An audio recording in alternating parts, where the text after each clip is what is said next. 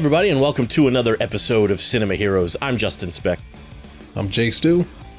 And today we're talking about Suicide Squad Hell to Pay. Released in 2018, directed by Sam Liu, written by Alan Burnett, and starring Christian Slater, Vanessa Williams, Billy Brown, Kristen Bauer, Gideon Emery, Liam McIntyre, Tara Strong. Greg Grunberg had a nice little cameo in there. C. Thomas Howell. And that's about it. Jim Peary is Vandal Savage. Daniel Ramirez is Scandal Savage. So yeah, this is the next in line of the New 52 universe. Strictly a Suicide Squad movie. There's a mention of Batman, but it's not our Batman, which we'll get into, I guess. But yeah, this came out 2 years after the theatrical David Ayer Suicide Squad, the Jared Leto Joker Suicide Squad. And I do feel like there's a little bit of, I won't say inspiration, but like the Harley Quinn is in this movie feels like she was supposed to kind of come out of that movie. Yeah. So it felt like they were trying to kind of connect it a little bit that way. But otherwise, the Captain Boomerang's different and all that. That's really the only real kind of connection I felt like to the theatrical Suicide Squad was just they made Harley Quinn kind of look a little like the Margot Robbie Harley Quinn from that movie. So my initial thoughts, I watched this. I didn't watch this right when it came out. I actually kind of waited a little while and watched it fairly recently and kind of just thought it was okay. But watching it this time around, I had a lot more fun actually with it. So I kind of enjoyed it. I thought this one was actually one of the better installments of the New 52 universe. What about you? I watched it. I don't know how I watched it, but I watched it when it first came out. And I very much enjoyed it. I was surprised at how much I enjoyed it. I was not expecting it to be that good, but I agree. This is one of the better installments of this universe. And, watching it for, this episode, I still very much enjoyed it. Yeah, same here. So I don't know. Maybe I didn't pay enough attention to it the first time around, but this time around, I really kind of felt like I was having fun watching it, and it went by very quickly. It's an hour and 26 minutes, and it didn't really feel like it. It went by pretty fast. Oh, the other maybe character design would be Amanda Waller, because they made her, Amanda Waller is usually kind of a larger woman, and they make a mention of her losing weight in this. And I wondered if they were trying to make her look a little bit more like Viola Davis. This actually that's how she looks in the New 52. Oh, okay, cool. Yeah. But I think this could be me just overthinking, but they mentioned that she had lost weight, and I think it might be at least in this universe, it might be because she is terminally ill. Oh, right. Yeah. Which is the reason she wants the card, right? Correct. So that's the big MacGuffin of the movie is this, the Suicide Squad is trying to get a get out of hell free card. Yes. Which I think is pretty great. It's definitely the MacGuffin of the movie. It's what everybody is after in the movie is just this this card. I guess it's like a plastic card. Yeah. Or maybe it's metal. He might have said it's metal. But yeah, they let's start at the beginning with the prologue. So we have a little prologue in the beginning with Black Manta, and I wasn't familiar with Punch and Julie. I looked them up just before we started recording. They were originally villains of Captain Atom, which is kind of interesting. But Vertigo I'd heard of, but I don't know. If you had asked me who Vertigo was, I would have been like, I don't know. Yeah, I'm not sure exactly whose villain he is, but he shows up. Sometimes he's a Batman villain, sometimes he's a Green Arrow villain, sometimes he's a Teen Titans villain. So he just pops up everywhere. He's kind of like Deathstroke. He's just everyone's villain. Right. I mean, Deathstroke is mainly a Teen Titans villain, but he often fights Batman and the Justice League, and yeah, that works. And then Black Manta was there too, but only for a scene, and then we never see him again. And then of course Deadshot, who are the main, our main character of the film. Mm-hmm. by Christian Slater. How did you feel about Deadshot being played by Christian Slater? I thought he was great. I hadn't realized it was him until the end of the movie. Oh, really? Oh, wow. Yeah. That's pretty cool. Yeah, Christian Slater, I don't think is who I would pick to play Deadshot, but I thought he was actually pretty good in it. And I like Christian Slater. He's in one of my favorite movies of all time, True Romance. Yeah. So I like Christian Slater, but I just don't know if that's who I would have picked. But that was a cool choice, I thought, because I thought he did a pretty good job. There were a few voices I did recognize. I recognized Vanessa Williams. And I think they picked Vanessa Williams because she kind of sounds like CCH Pounder. That's who I thought it was at first. Yeah. Yeah. I was like, this is not quite CCH Pounder, but I like it. I like it a lot. Yeah, I was actually because I couldn't remember, and I was trying to really pay attention to the movie, and I didn't want to like stop to look stuff up. And so at first, when she first came on, I was like, I think that's CCH Pounder. But as the movie went on, I was like, I don't know who this is. And so when the credits rolled and it said Vanessa Williams, I was like, oh wow. Like I was actually surprised. She did a great job. Yeah, absolutely. And the character of Bronze Tiger, I immediately knew who that was because his voice is so distinct. Yeah. But I didn't know his actual name. I just knew he was a character from he played a character on How to Get Away with Murder. Right. The actor's name is Billy Brown, but he has a very, very distinct voice. So as soon as Bronze Tiger started talking, I immediately knew who it was. He has an awesome voice. Oh yeah, absolutely.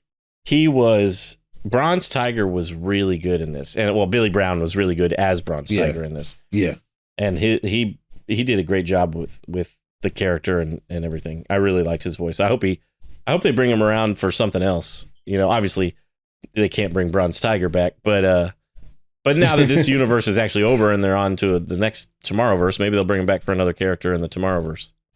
Well, the Tomorrowverse is ending because Crisis Part 3 is coming out. So gotcha.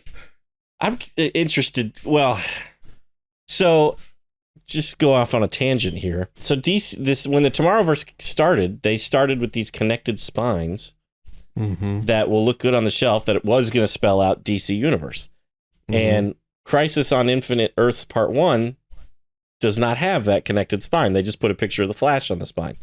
And so I was like, okay, I guess these aren't supposed to be displayed with the rest of these DC movies. But now I'm wondering if they've just given up on that, which would just really grind my gears. I think they have.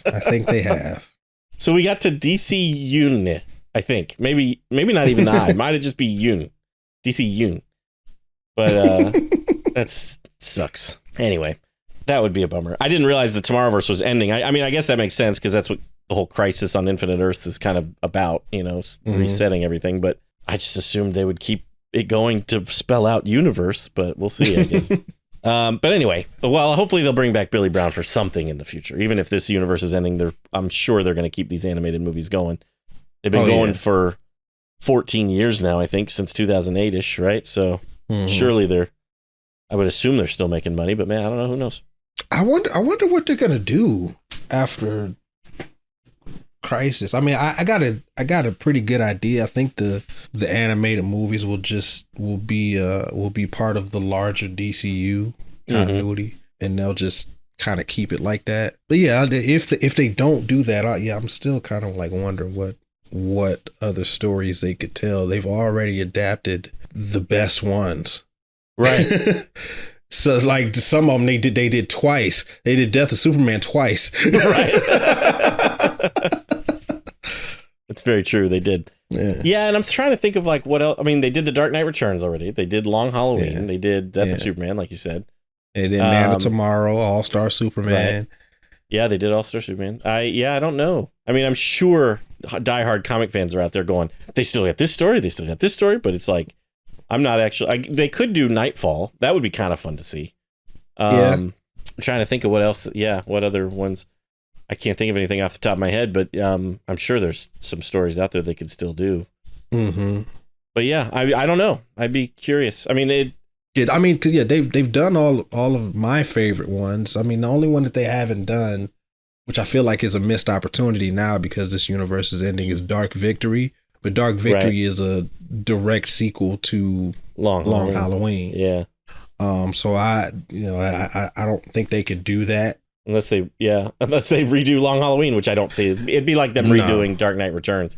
Yeah, I don't see them doing that either. It's very unnecessary because Long Halloween is nearly perfect. Both in my opinion, both parts are nearly perfect. Yeah.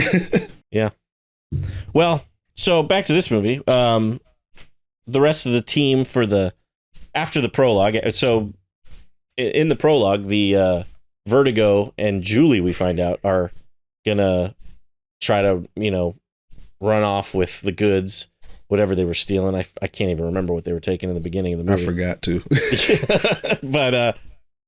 But they talk about, what they're gonna do. They give their whole plan, which is the villain's weakness apparently in every kind of movie like this.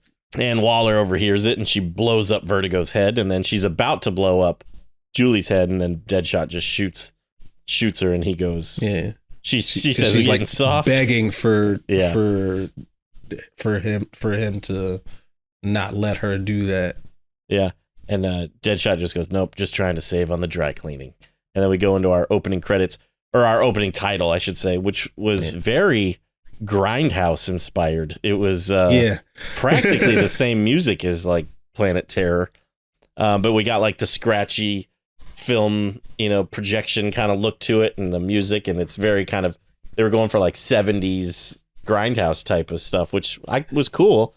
The rest of the movie doesn't really kind of follow that, except for the flashbacks, like the flashback scenes. Yeah, I was gonna say the flashback scenes feel grindhousey. Yeah.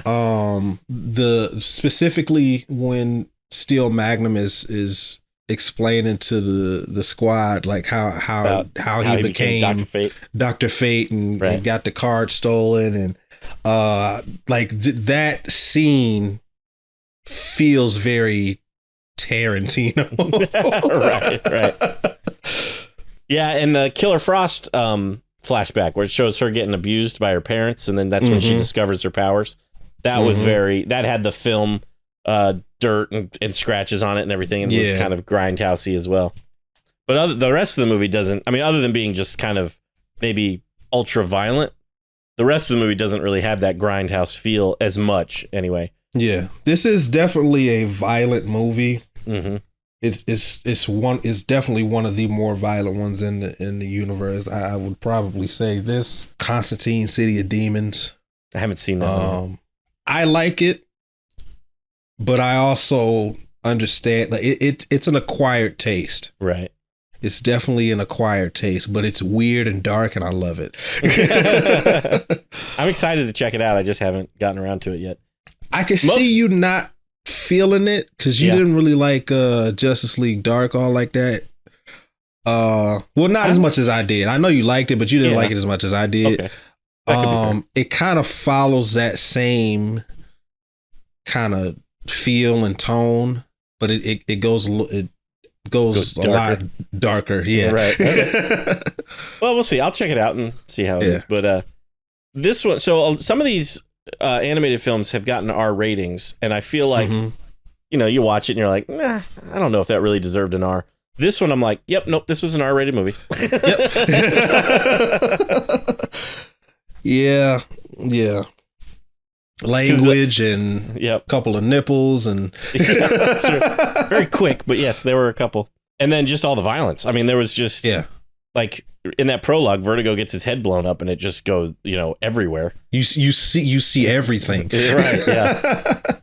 And then later on, when in one of the best scenes of the movie, when Bronze Tiger's fighting Zoom, and Zoom is just slicing his skin. Yeah. Brutal. No, when in that opening scene when Julie had that gemstone and was slicing up the henchman, I was like, oh. So that's what kind of movie this is going to be. Yeah, I think so. All right. But I liked it. I thought for the movie to be a movie about a bunch of bad guys going on a mission and stuff, it worked. I mean, I think the violence kind of makes sense within this film, but I do feel like it deserves the R rating as well. Yes. And this is also a funny movie. I found myself laughing quite a bit throughout this movie. Coppherhead. He was when I remember watching the movie the first time around, and this definitely will show you how I wasn't really paying that much attention. I didn't feel like he really brought anything, to the movie. And watching it this time, that's kind of how it is for most of the movie. But then he is used a little bit more towards the end. He sprays the acid on the elevator and kind of gets him out of that situation. And then he's the first one to break out of Killer Frost's ice trap. And he actually kind of gives her a run for her money and stuff. So I actually thought they used everyone in the movie pretty well. No one was really kind of a throwaway character like that. They all kind of brought something to the film. Yeah, I agree. There are a couple of characters in this movie that I forgot was in here, like Vertigo. I completely forgot that he was in the opening scene of the movie. Black Manta, completely forgot he was in the opening scene in the movie. Yeah. There's a character named Blockbuster. I'm not sure if you're familiar with him, but he's in the movie. He looked really familiar to me, but I couldn't tell you what he was from. Yeah, Blockbuster. He's featured more prominently on Young Justice, and I think he might have been on Teen Titans. I'm not sure. I might be thinking of another character, but he's on Young Justice season 1 quite a bit. So I definitely recognized him. Scandal Savage, Vandal, and Scandal Savage. There are a lot of characters in this movie, and it doesn't feel overstuffed. Right. I was familiar with Vandal Savage. I wasn't actually familiar with Scandal Savage. I didn't realize that he had a daughter that he, was in his employ or whatever you want to call it. Mm-hmm. So I wasn't familiar with her or the other one, Lockout, or was her name or something like that? Knockout. Knockout. Yeah. Yeah. I think she's from Apocalypse, right? Yeah, that's what she said. Yeah. Yeah. Yeah, because when she gets dressed, she's like, "Is this too Wonder Woman-y?" In her Apocalypse gear. Mm-hmm. That confused. I just wasn't. I guess I wasn't paying attention because when Greg Grunberg's character, the Dr. Fate guy, Max Steel or whatever his name was, Steel Maxim. Yeah, there you go, Steel Maxim. He explains these two women that came in, and the redhead was all over him, and the other one wasn't into him or whatever, and he got suspicious. And then Deadshot said it sounds like Scandal Savage and Knockout. Yeah. And so in my brain, the way they labeled it, I thought the redhead was Scandal Savage and the dark-haired woman was Knockout. Yes, I agree. And now that you mention it, she does say I stole this from Apocalypse, so I should have known then that it was the other way around, but I didn't make that connection with that line. And so when Vandal Savage says the woman is expendable, I was like, oh man! I was like, he's just killing his daughter. And then I realized it was the other way around. That's funny. But I definitely thought it for a second. I thought it was the other way around. Yeah. But then I was like, no, that the dark haired chick has to be Scandal Savage. Right? It makes obvious. It's just one of those things I just didn't even think about. But yes, obviously. But the way Deadshot delivers the line, because Steel Maxim mentions the redhead first, yeah, and then Deadshot says Scandal Savage first. You think it's just respective, but it's not. Right? Yeah, exactly. Yep. So the confusion would have been avoided if they had just written that line backwards and said it sounds like Knockout and Scandal Savage. But I think Scandal Savage is probably the one. If out of the two would be like, I guess, the leader, which is why he probably named her first, Right. How do you feel about Harley Quinn in the film? I like Harley Quinn in this movie. I'm used to her having a bigger spotlight. Yeah. And she doesn't really get that in this movie. And it's not a problem. I don't dislike it. It's just that I was expecting more. Mm-hmm.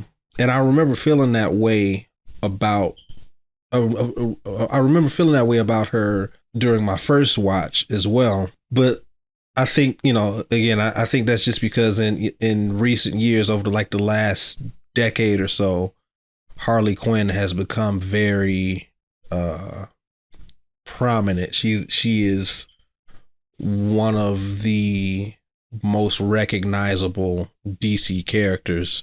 Yeah. For sure. And it kind of happened overnight. Because, I mean, obviously, we always knew who she was. But, like, Harley Quinn is now a household name. Right. Thanks to the DCEU. Yeah. Like, everybody knows who Harley Quinn is. Yeah. For example, actually, we were in North Carolina visiting some of Denise's friends from college. And I don't think, they are like comic fans, really. I don't think they really keep up with comic book movies by any means.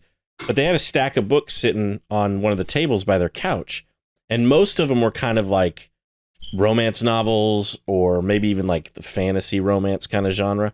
But then right in the middle was one, and I didn't really look at it, but it said Harley Quinn something or other. Yeah. And it was, I guess, some sort of, I don't know. I can't imagine it would be like a romance book, but it was some sort like of book kind of geared towards that. Yeah. Yeah. That, and I was just like, Harley Quinn, interesting. Like, it was just, I wouldn't have expected that book in the house. But so I think with Harley Quinn being so kind of mainstream now, you can't really have a Suicide Squad movie without Harley Quinn now. No, and it's kind of like, it's kind of like when we talked about James Gunn's Suicide Squad, Harley Quinn, I feel like you could take Harley Quinn out of that movie and not much of that movie would really change. Mm-hmm. And that's exactly how this movie is too. I like her being present here. And I like kind of there's a couple of jokes where I think Amanda Waller says something like, I'm running out of options, basically. That's why I'm chosen Harley to go on this mission. And then at the end of the movie, that was one of my favorite lines, is at the end when Waller walks in to get to see Deadshot, and she shows up and she's like, oh, she survived. Like, she just was like, she's like, of course she survived. But I think you could take Harley Quinn out of this movie and not much would really change. She doesn't bring that much to the plot or anything. Yeah. But you can't have a Suicide Squad movie without Harley Quinn, basically. So Exactly. But I like this version of Harley Quinn. I think she works.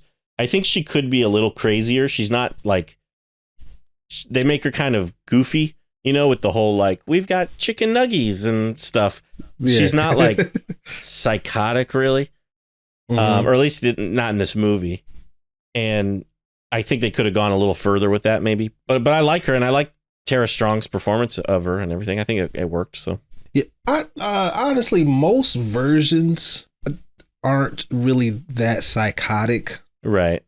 You get glimpses of it, like in David Ayer's Suicide Squad. There was a little bit of, okay, she's completely crazy. There's a little bit of that in there.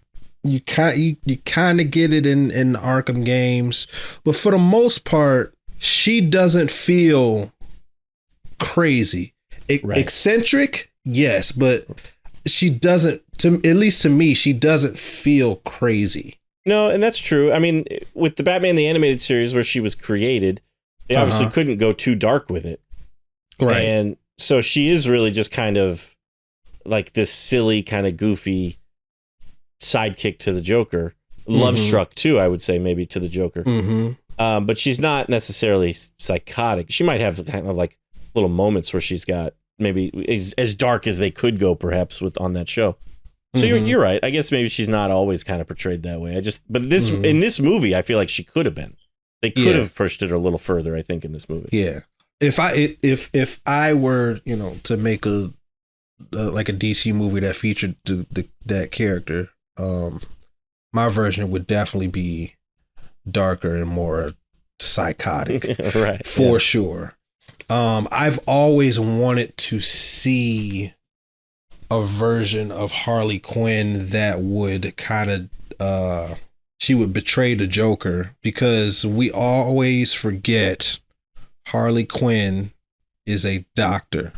Right. She is incredibly intelligent, and we don't get to see that side of her nearly as much as I would like.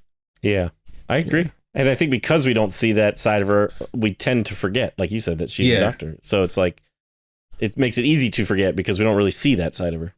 Yeah. Pretty much ever. Ever. Talking about forgetting who's in the movie, and you would think, how could you forget this? But I forgot that Zoom was in the movie, who I love. I love Reverse Flash Zoom. That character is just so cool to me. I love C. Thomas Howell's voice. Yes. Oh my God. He is awesome. He nails it. And I really liked the kind of the mystery surrounding him in this movie, you know, because Deadshot even says like he should have overtaken this car by now. He's moving we too should be slow. dead by now. Yeah. And so then you're wondering, okay, well, what's going on? And it is funny seeing Zoom ride around in a van. You're like, you know, it's like obviously the other people he's with aren't speedsters, but you're like, yeah, it's just silly. It's just kind of funny seeing him in a van. But there's there's something going on, and you're wondering what it is. And the reveal, I love the reveal. I absolutely love it. It's so cool. He lifts his mask back, and there's this huge gaping wound in the center of his head.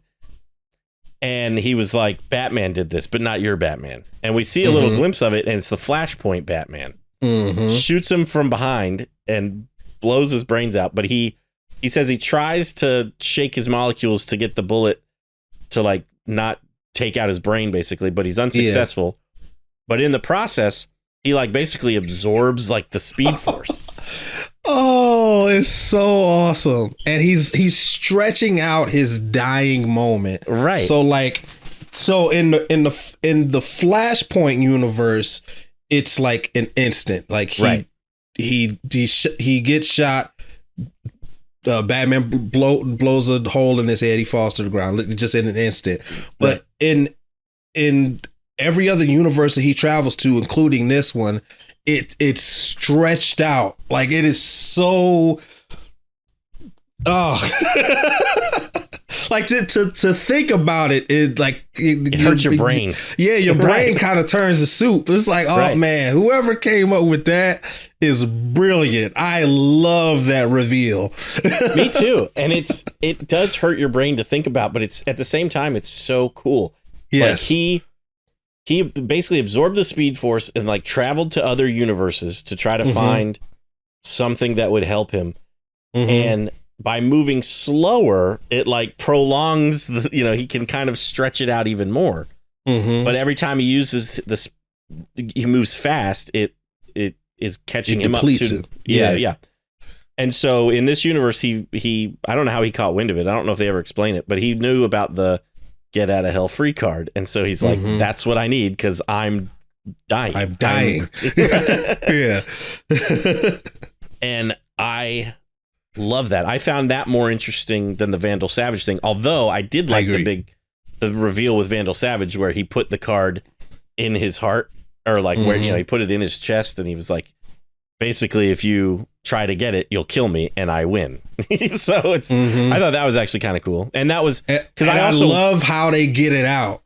Right. They use Killer Frost to slow his heart rate down just enough so he wouldn't die, but Reverse Flash can phase through his chest. And Reverse Flash says like, I'm running on fumes, but I saved just enough Speed Force to do this. Yeah.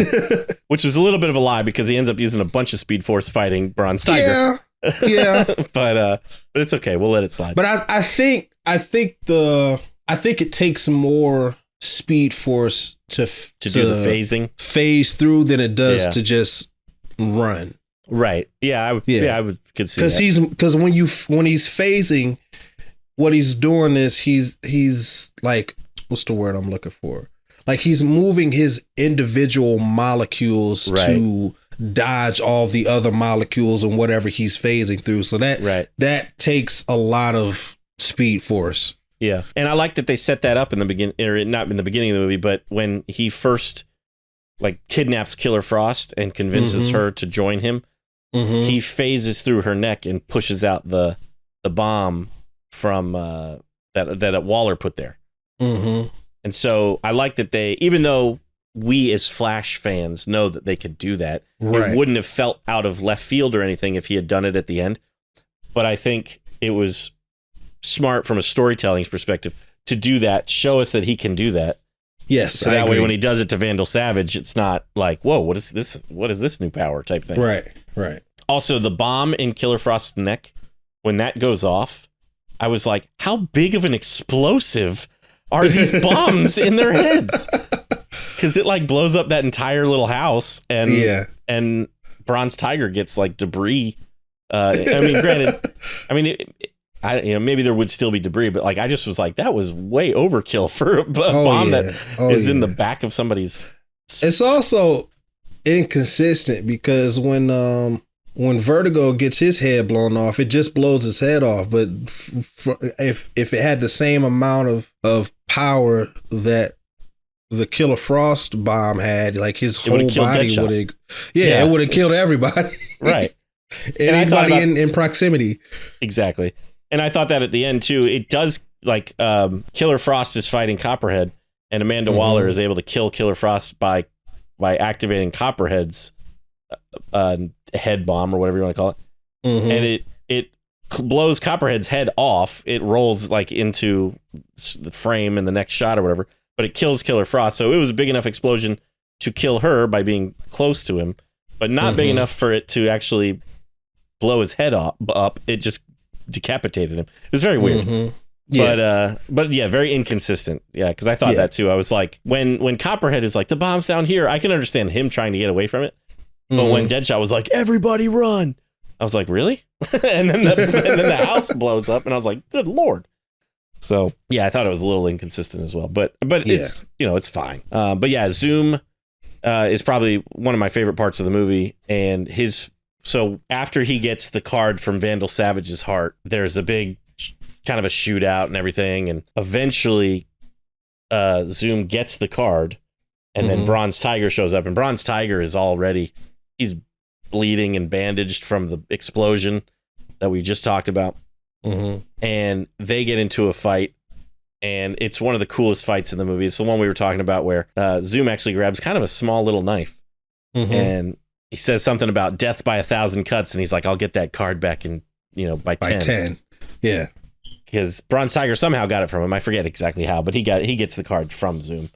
And Zoom just because Captain Boomerang had it. He got it. Oh, that's right. It fell out of Captain Boomerang's sleeve, and Bronze Tiger picked it up. That's right. Yeah, I like that too, because Zoom is the one that beats up Captain Boomerang. Yeah. He's like, I know you have it on you. Yeah, that was cool too. But so Bronze Tiger gets all sliced up and everything, and then in one of probably my favorite moment of the movie, Zoom holds up that card to Deadshot, and he's like, go ahead and shoot, put me out of my misery, do it for me. And he goes, and even if you try to just wound me, I'll use the last little bit of my speed to make sure it's a lethal shot. And then as he's talking, Bronze Tiger throws that little knife and cuts off his fingers. And then Deadshot just blows him away. And of course, he gets riddled with bullets. And then we cut to the other universe, and it's him getting killed by Batman. To the ground, just awesome. It's so awesome, man. And then it's a whole like redemption arc type kind of thing, Deadshot gives Bronze Tiger the card because Bronze Tiger is dying. He's about to die. And Bronze Tiger, out of all the characters in the movie, is probably the most anti-hero-ish. He's not like a 100% villain. They talk about how he only kills people he refuses to take the life of an innocent. And I like how that was portrayed in the beginning of the film, because he's driving the Winnebago and slams on the brakes to avoid hitting a possum that's crossing the road. And I thought that was kind of cool. He was, refusing to take the life of innocent. That's a very good character moment. Yeah. Excuse me, I'm having technical difficulties right now. But yes, that was a good character moment for Bronze Tiger, because it's showing that he only kills people that he feels that he absolutely has to. And I love that Deadshot gave him the card. And I also wanted to mention, obviously Amanda Waller didn't know that the card you can only use the card once. But I think she should know that. She should have known that. Yeah. And I found it weird that she didn't know that. I feel like she should have known that too. And at first, I thought that's how the movie was going to end. I actually really loved the way it ended, but I thought it was going to be she saw that Bronze Tiger was dead and that he was holding the card and she was going to flip out. And so when he just turns around and he's like, not a scratch on it. I just assumed she was like, oh, good. It hasn't been, hasn't been used. Because I kind of feel that way too. Like, I guess it's not maybe said that anytime it was talked about only being used up once was not around Waller. So, but Waller is just usually so informed that I just assumed she would know that. Yeah. And so in my headcanon, she did know it and she was just duped by Deadshot. Deadshot didn't, explain that he had just given it to Bronze Tiger when he died. And so she's got a dud card now and just doesn't know it. Huh. That's what I was thinking. Yeah. Like he fooled Waller, basically. Sense. So now she's like, she thinks she has this card to get her out of hell free when she dies. But when she dies, she realizes whoever's going to meet her is going to say, well, that card's been used already. Yeah. Okay. Yeah. You're right. There's a couple other things in this movie, like Floyd going after his daughter and stuff like that. But I don't really think that was anything like that really added. It added a little bit of character stuff for Floyd, I suppose. But other than that, it wasn't really anything that really brought that much to the movie. I don't really have much to say about the music. The music was Robert J. Krall, who did the Superman Doomsday score. But it's just the only times I really recognized the music was like the beginning and the end when it was that grindhouse kind of rock song kind of. I remember listening to it during the opening sequence, and it definitely sounds different. I can't quite put my finger on what is so different about it. It's like outside of like the grindhouse music, like just like the main score. It's different. It's distinct. It definitely sounds much different than other DC stuff, animated scores. In this universe. Like it doesn't sound like Christopher Drake or I'm blanking on the guy's name. Frederick Wideman, maybe? Yeah, Frederick Wideman. It definitely doesn't sound like either of them, but I don't know exactly what it is about it that makes it so distinct. Which is cool for this movie, because this movie is kind of very different than those other types of movies. So I think that was a smart choice. I guess we can go into a rating and say what how we'd rate Suicide Squad Hell to Pay. Yeah, I've always enjoyed this movie. My first watch and now this watch, I forgot how good it really was. So I'm going to give it. I was going to give it a 3.5, but I think I'm going to give it 4 bullet holes out of 5. Yeah, I'm in the same boat. I don't think I gave it a fair chance the first time I watched it. I looked on Letterboxd. I just had never rated it. And so I don't know what I would have probably given it after my first watch. But after this watch, I think this is a lot of fun. And I could see myself rewatching this one again in the future because, I really liked it. So I'm in the same boat. 4 bullet holes as well for me out of 5. I wondered how it'll compare to Batman Assault on Arkham.